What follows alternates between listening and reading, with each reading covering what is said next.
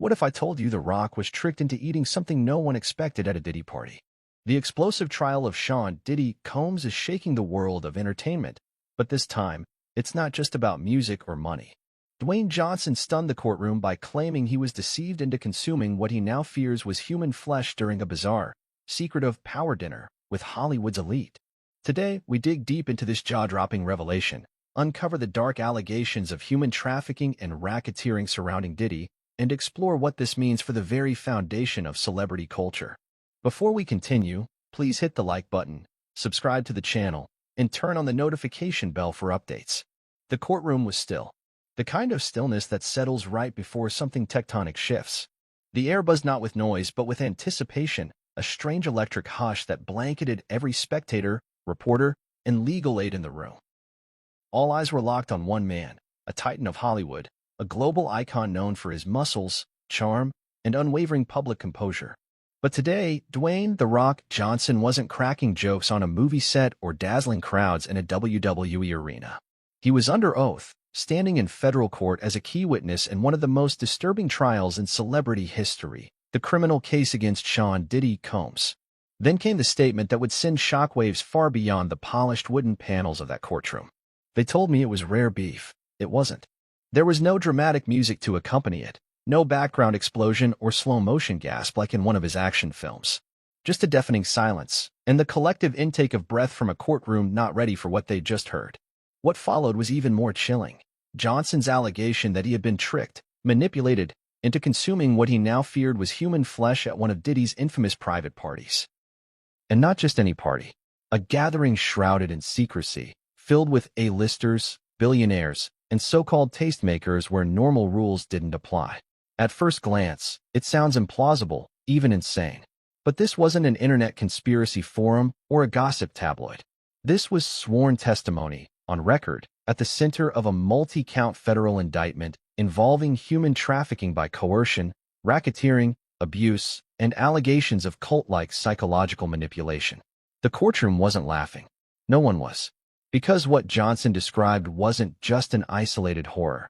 It was part of a broader, more sinister pattern prosecutors claim spans years, involving countless victims, dark rituals, and a celebrity machine built on silence, shame, and fear. The story begins years earlier, behind the velvet curtains of Hollywood's most exclusive inner circles, where fame isn't just worshipped but weaponized.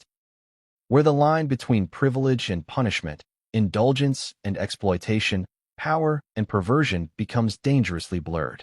Sean Combs, better known as Diddy, was not just a music mogul. He was a cultural architect, a man who transformed his image from street hustler turned record executive into a billionaire business tycoon. Parties at his estates were legendary, and not just for their extravagance. There had always been rumors, whispers of unspoken rules, of secrecy enforced through fear, NDAs, and the intoxicating promise of access.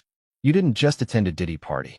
You entered a world that operated under a different moral code, where the bizarre was normalized and the unthinkable was, well, served. According to Johnson's statement, it all came down to trust. Trust in a host. Trust in a friend. Trust in the assumption that no matter how outrageous the setting, you weren't being harmed. But the moment he described, being served what he believed was rare meat, only to feel physically sick, psychologically disturbed, and spiritually violated in the hours that followed, has shattered that assumption. And it's forcing the world to ask the kind of questions we've long avoided asking about the elite. What really goes on behind closed doors when people think they're untouchable? Who holds the powerful accountable when the systems around them are designed to protect them, not the victims? The federal case against Diddy is massive in scope.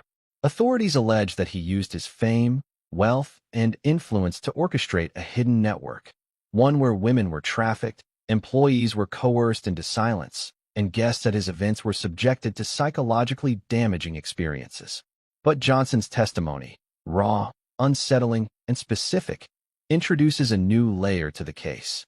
Not only does it suggest criminal behavior, but it hints at something darker. A kind of ritualistic cruelty masquerading as elite entertainment. For years, Diddy's inner circle has remained closed. Attendees of his now infamous power dinners reportedly signed binding confidentiality agreements. Phones were confiscated.